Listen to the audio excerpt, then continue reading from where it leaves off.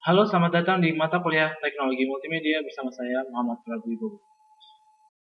Pada sesi kali ini kita akan membahas mengenai desain grafis secara umum.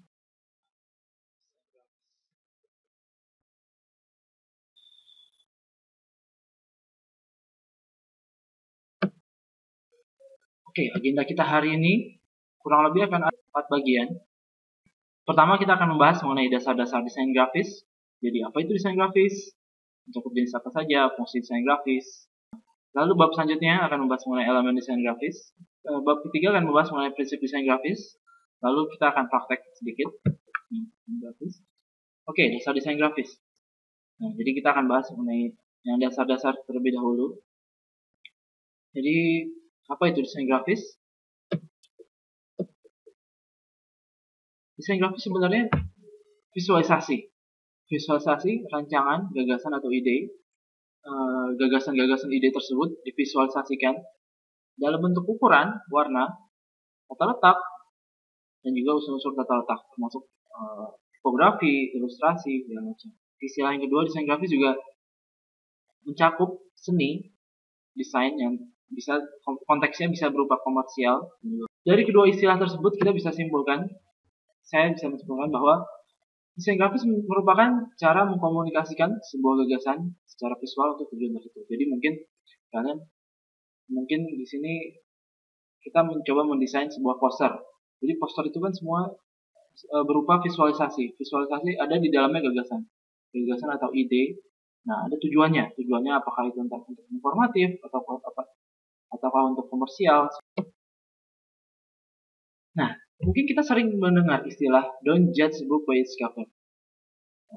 Nah, tapi dalam desain grafis, justru yang terjadi adalah judge the book by its cover. Karena ketika kita membuat desain grafis, pasti kita ingin hasil yang sebaik mungkin. Kita ingin desain grafis kita semenarik mungkin, jadi bisa diperhatikan oleh orang, dan pesannya itu sampai, gagasannya itu sampai ke para audiens. Nah, desain grafis sebenarnya banyak irisan dengan ilmu lainnya. Jadi mata kuliah teknologi multimedia ini nanti kita juga akan belajar mengenai fotografi, mengenai animasi, video. Nah, sebenarnya desain grafis termasuk seni visual. Jadi nanti kita akan juga belajar mengenai teori warna, komposisi, psikologi mata manusia, artistik, estetika. Jadi mirip dengan gaya lukisan, desain grafis juga mempunyai style. Misalkan ada yang stylenya vintage, klasik, modern. Nah, cuman perbedaannya antara desain grafis dengan ilmu lainnya yaitu medianya. Karena media desain grafis nanti ada macam-macam. Jadi lingkup desain grafis sebenarnya luas. Jadi nggak hanya desain poster, nggak hanya cover buku, desain cover buku. Jadi bisa juga merambah ke desain web, desain logo, ilustrasi, packaging, 3D, desain interior, advertising. Jadi banyak ruang lingkup desain grafis. Nah, perlu bakat nggak sih desain grafis? Gifted atau skill? Ya, mungkin ada beberapa orang yang memang dilahirkan di keluarga yang memang sudah berkecimpung di dunia kesenian, di mana dia punya naluri artistiknya sudah terlatih. Nah, tapi juga sebenarnya desain grafis ini bisa dilatih. Jadi nanti kita akan berbicara dan diskusi mengenai desain grafis, dan sebenarnya kemampuan desain grafis bisa dilatih. Kemampuan kita melihat atau mendesain sesuatu itu bisa dilatih. Keingintahuan yang besar dan wawasan yang luas. Nah, ini kedua hal ini berkaitan. Jadi kan di balik desain grafis itu ada ide yang ingin disampaikan. Oleh karena itu, ketika desainer itu mempunyai keingintahuan yang besar, maka dia bisa menyalurkan idenya, gagasannya dalam bentuk karya, karya desain grafis. Dia bisa memvisualisasikan gagasan-gagasan atau idenya dalam dirinya. Lalu kerja keras, ini pasti. Jadi nanti kita akan latihan desain grafis dengan aplikasi, dan butuh kerja keras. Kita ingin agar kita bisa bereksperimen dalam karya desain grafis kita butuh kerja keras. Kita harus melatih diri kita agar terbiasa dengan aplikasi-aplikasi desain grafis. Lalu juga indera yang tajam. Karena desain grafis lebih ke arah visual, dan kita harus melatih indera kita, khususnya indera penglihatan. Nah, fungsi dan tujuan desain grafis sebenarnya ada 4. Yang pertama estetika dan artistik. Pasti di dalam karya desain grafis kita harus memunculkan estetika atau keindahan. Lalu juga fungsionalnya, secara fungsional apakah dia komersial atau hanya informatif dan komersial. Lalu juga dari segi teknisnya, ini juga harus diperhatikan. Lalu juga komunikasi, ide, gagasan, simbol dibalik pembuatan karya desain grafis. Nah, desain grafis itu mempunyai 3 tingkatan. Jadi, ketika kalian membuat suatu karya desain grafis, karya yang baik, dia harus punya 3 tingkatan ini. Yang pertama, dia harus bisa menarik perhatian. Jadi, ketika kalian membuat poster, misalkan kalian taruh di majalah dinding, dia harus bisa menarik perhatian. Menarik perhatian para target audience. Jadi mungkin kalian bisa menggunakan warna yang kontras, mungkin jadi orang tertarik, mulai mendekat. Lalu tingkatan kedua, setelah menarik perhatian, dia harus bisa mengikat perhatian. Jadi setelah orang-orang tertarik melihat poster tersebut, dia harus bisa mengikat. Jadi nggak langsung pergi gitu aja, tapi juga bisa mengikat perhatian. Dan dia mulai, dan tahap ketiga, menimbulkan kesan. Jadi menimbulkan kesan di sini maksudnya ketika dia sudah membaca hasil akhirnya, dia bisa ada kesan. Mungkin kesannya jadi tahu, atau kesan persuasif, ajakan, bisa tertarik untuk mengikuti informasi-informasi yang terdapat di dalam poster yang kita buat. Lalu elemen-elemen desain grafis. Jadi nanti kita akan pada bagian ini kita akan membahas elemen-elemen desain grafis. Apa saja sih yang bisa kita modifikasi dalam karya desain grafis kita? Jadi kurang lebih ini kita akan membahas 6 bagian. Yang pertama ukuran, lalu titik, garis, bentuk, tekstur, ruang, tipografi, dan warna. Ini secara garis besarnya, jadi ukuran media ini yang harus pertama kali ditentukan. Jadi kita mau buat ukuran seperti apa. Kalau kita ingin buat X banner, maka ukurannya harus pas. Lalu elemen yang kedua, titik. Jadi titik ini unsur utama dalam desain grafis. Titik ini bisa membentuk bentuk lainnya, seperti garis atau bentuk lainnya. Lalu bentuk atau form, kita juga bisa main di bentuk 2 dimensi. Lalu tekstur, kita juga bisa memainkan elemen tekstur dalam desain grafis kita. Lalu ruang atau space kosong. Lalu tipografi. Tipografi merupakan seni memilih dan menata huruf dengan memperhatikan karakter produk. Jadi kita nanti juga bisa main di tipografinya. Lalu warna juga bisa diperhatikan. Lalu gambar, kita bisa memainkan elemen gambar seperti foto, karikatur. Nah, yang pertama, ukuran media standar. Jadi ini merupakan tahap paling awal yang harus kita lakukan ketika kita mendesain. Jadi kita harus tahu karya kita nantinya ingin ukurannya seperti apa. Jadi misalkan kalau kita ingin membuat desain grafis, kita harus tentukan dulu ukurannya. Jadi kalau ukuran yang tercetak bisa pakai milimeter, sentimeter, inch, atau meter. Nah, kualitas yang tercetak diukur dengan DPI atau dot per inch. Jadi ukuran standarnya biasanya ada ukuran standar, misalnya kalau kayak kertas ada A4, A1, A2, A3. Jadi itu scalable, jadi bisa rasio sama. Kalau B ada B1, B2, B3, itu juga rasio sama. Sedangkan kalau yang digital kita biasanya menghitung dengan pixel. Kalau kualitas biasanya diukur dengan PPI atau pixel per inch. Jadi kalau ukuran standarnya rasionya biasanya 3 kali 2, 3 kali rasionya 3:2 atau 4:3 atau 16:9. Jadi ada macam-macam. Kita harus tentukan dulu di awal. Nah, ukuran khususnya pada web design ini berkaitan dengan kenyamanan penggunaan. Misal gini, kita membuat desain web untuk layar komputer yang ukurannya 1366 kali 768 misalkan. Lalu kita buat web header-nya dengan ukuran 2000 pixel. Maka nantinya akan ada sisa yang tidak terlihat. Jadi kita mungkin pengguna harus scroll kiri, scroll kanan. Nah, itu bisa menimbulkan ketidaknyamanan dalam penggunaan suatu website. Lalu titik, garis, bentuk. Nah, ini juga elemen dasar dalam desain grafis. Kita bisa memainkan dibentuk-bentuk seperti kayak titik, garis. Untuk contohnya ini gambar yang saya ambil dari sebuah game, di mana si pembuat game ini untuk menampilkan elemen pohon dia hanya menggunakan belah kupat. Jadi dia bisa memainkan bentuk-bentuk dasar untuk membuat suatu karya desain. Lalu yang desain sebelah kanan di sini dia hanya memainkan garis, jadi membentuk suatu pola abstrak. Jadi kalian juga bisa, jadi para peserta di sini juga bisa menggunakan elemen-elemen dasar seperti kotak atau bulat atau segitiga untuk membuat suatu karya desain grafis yang bagus. Lalu tekstur, kita juga bisa main di tekstur. Contohnya kalau kita ingin membuat tekstur tembok atau tekstur batu, itu kita bisa aplikasikan ke karya desain grafis kita. Lalu tipografi. Tipografi tadi seperti yang sudah dijelaskan sebelumnya merupakan teknik memilih jenis huruf, salah satunya jenis huruf, dan juga susunan tata cara penggunaan bahasa juga termasuk di tipografi. Sedangkan kalau huruf diklasifikasikan mempunyai dua klasifikasi besar umum. Yang pertama sans serif atau biasanya disebut sans. Yang kedua serif. Kalau jenis sans biasanya tidak ada sudut lancipnya seperti yang bisa disaksikan di sini, tidak ada sudut lancipnya. Sedangkan kalau serif mempunyai karakteristik utama sudut lancip.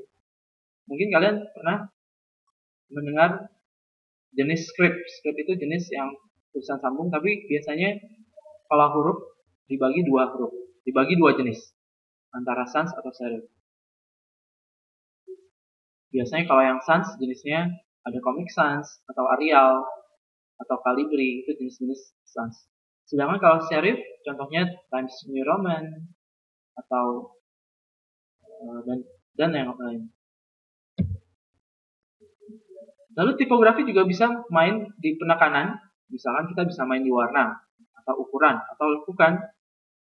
Dan ini juga bisa berkaitan dengan kaligrafi atau penggunaan simbol. Misalkan gini, di sini jadi tipografi nggak harus teks itu lurus memanjang horizontal, bisa juga bentuknya vertikal.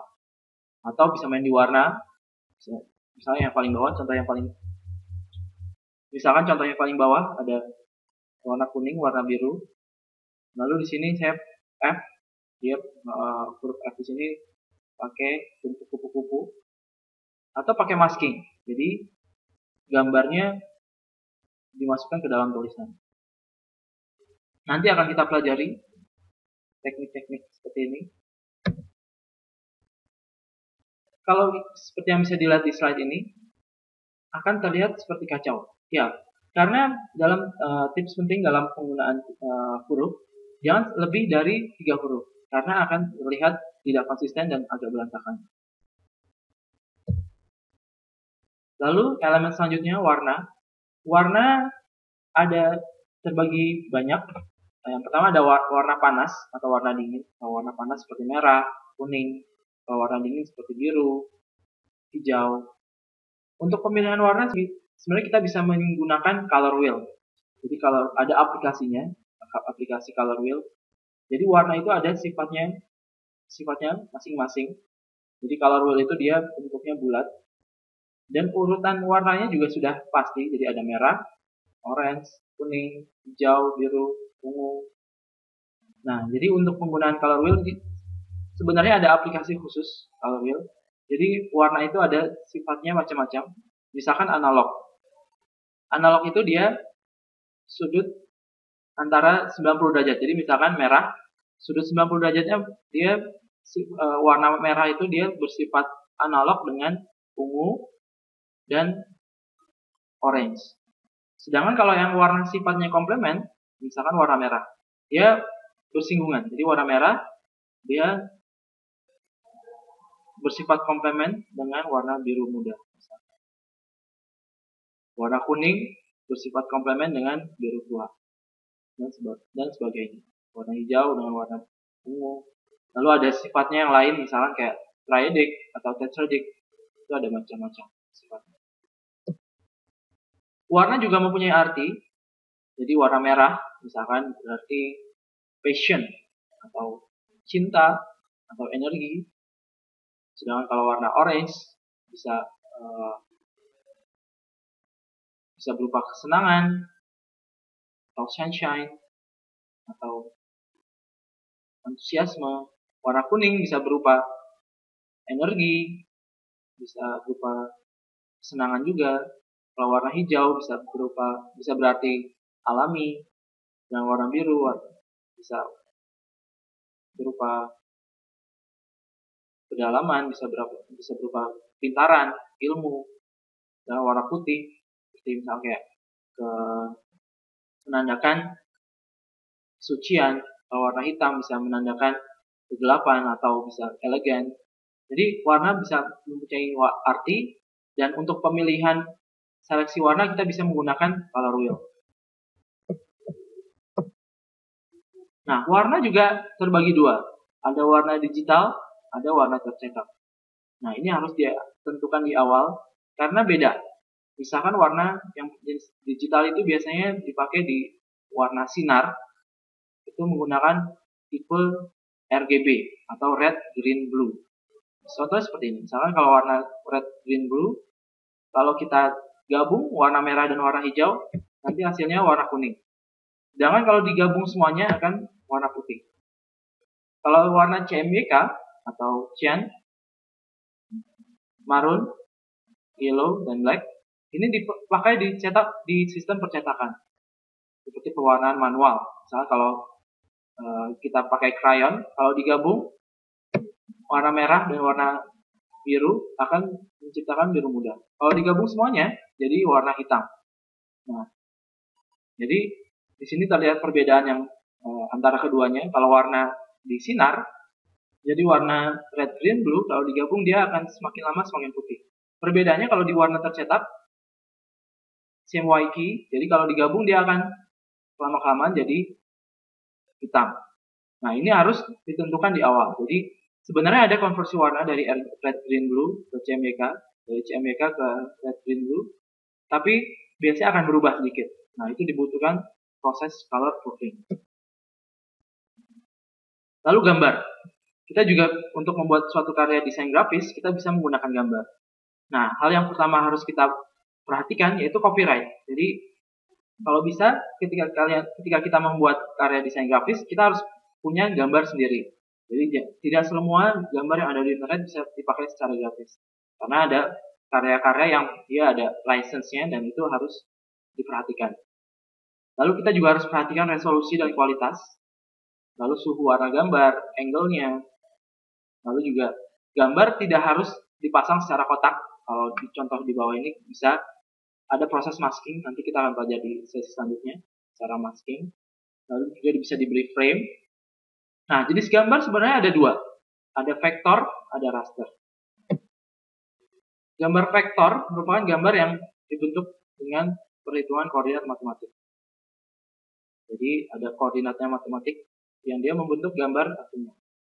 Sedangkan gambar raster dibentuk oleh mapping pixel atau bitmap biasanya. Nah, jadi kalau jenis gambar ini berkaitan dengan format gambar. Kalau gambar raster biasanya formatnya JPEG atau GIF atau BMP. Sedangkan kalau vektor biasanya AI atau SVG. Contohnya seperti ini. Ini adalah contoh gambar vektor. Jadi gambar mobil ini sebenarnya terdiri dari koordinat matematik. Jadi kalau kita pisah-pisah, ini dia terdiri dari bentuk-bentuk dasar. Kita juga nanti akan latihan pembuatan gambar vektor. Nah, gambar vektor mempunyai karakteristik ketika dia di zoom, dia nggak akan pecah. Bahkan kualitasnya berkurang karena dia terdiri dari koordinat titik-titik. Kalau kalian perhatikan di sini ada titik-titiknya. Dia terdiri dari koordinat matematik tersebut sehingga membentuk suatu gambar. Perbedaannya dengan gambar raster, biasanya kalau gambar raster formatnya JPEG. Jadi kalau di zoom dia akan pecah karena dia terdiri dari pixel-pixel. Disebut juga bitmap.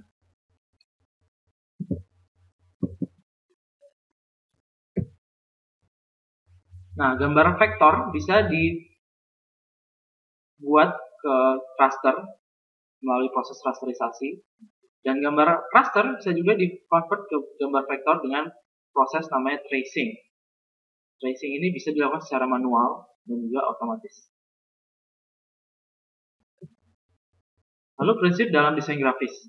Jadi ketika kita membuat desain grafis, kita harus memperhatikan prinsip-prinsip dalam desain yang terdiri dari keseimbangan komposisi. Jadi ketika kita ingin menampilkan elemen-elemen dalam desain grafis, sebisa mungkin harus seimbang. Lalu ada penekanan, kita juga bisa memainkan di irama atau pattern atau pola. Lalu kesatuan.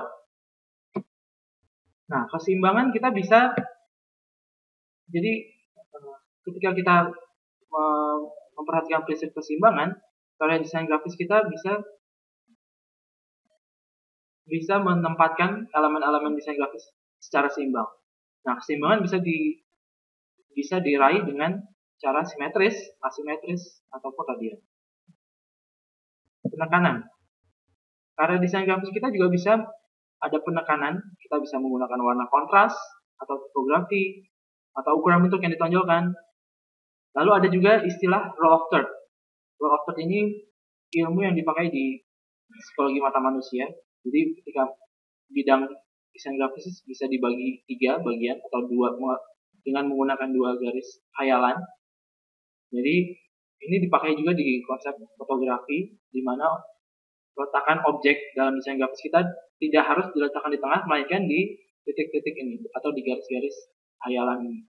Dan itu menurut psikologi mata manusia, ketika mata manusia melihat, dia akan melihat memulai dari pinggir-pinggir, dari sisi kanan, sisi kiri, atau atas, sisi bawah. Nah, jadi dengan memperhatikan rule of third ini, letakkan objek dalam desain grafis tidak harus di tengah, melainkan di pinggir-pinggir.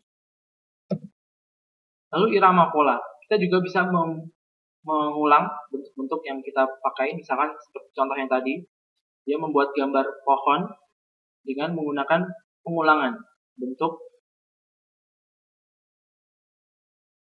yang dipakai, yaitu bentuk belah ketupat. Lalu juga di sebelah kanan ada bentuk yang terdiri dari pengulangan garis. Lalu kesatuan. Jadi ketika kita mendesain, sebisa mungkin desainnya serasi antara elemen yang lain, jadi tidak acak-acakan. Nah, praktek desain grafis.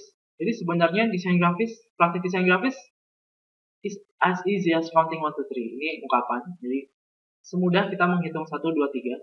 Dan tips penting yang paling utama yaitu ATM. ATM yaitu singkatan dari amati, tiru, modifikasi. Jadi yang dimaksud dengan amati, tiru, modifikasi di sini, kalian bisa mencari inspirasi dari karya orang lain, misalnya dari Google. Nah, kita bisa mencari dengan istilah great design, atau good design, nice design, atau graphic design inspiration, atau bisa sesuatu yang spesifik seperti nice poster, book cover design. Nah, nanti hasil pencariannya akan ada banyak. Nah, kita bisa menjadikan karya-karya ini sebagai inspirasi kita ketika kita membuat desain grafis. Kita bisa istilahnya meniru konsep yang dipakai, tapi nanti harus ada modifikasi. Kita bisa membuat karya kita sendiri berdasarkan inspirasi dari karya orang lain. Nah, tadi kan praktek desain grafis is as easy as counting 1, 2, 3, seperti menghitung 1, 2, 3. Jadi kita bisa tahap yang pertama, kita harus tentukan ukuran dan konsep. Nah, kita misalkan di sini temanya gelas. Ketika kita mendengar istilah gelas, kita mungkin ada gambaran mengenai gelas wine atau gelas biasa. Lalu kita harus tentuin ukuran atau orientasinya. Kita mau landscape atau portrait. Lalu ide-ide yang berkaitan dengan gelas. Lalu tentukan juga audiensnya. Apakah audiensnya formal atau non-formal. Lalu juga kita harus tentukan gambar-gambar yang berkaitan dengan gelas. Lalu warna-warna yang berkaitan dan maknanya. Jadi tahap pertama lebih ke arah konsep, penentuan konsep dan ukuran. Lalu tahap kedua kita harus tentukan komposisinya. Komposisi dari poster kita, misalkan poster temanya gelas. Kita harus tentukan, misalkan judul poster ada di atas. Lalu ada gambar, ada info lainnya. Jadi kita harus tentukan komposisinya, peletakan elemen-elemen dalam desain grafis kita. Lalu tahap terakhir, tahap ketiga, kita hanya membutuhkan sentuhan seni. Jadi untuk tahap ini diperlukan sense of art. Jadi akan ada miliaran kombinasi dari objek-objek, warna, ide, kreativitas yang kita gunakan.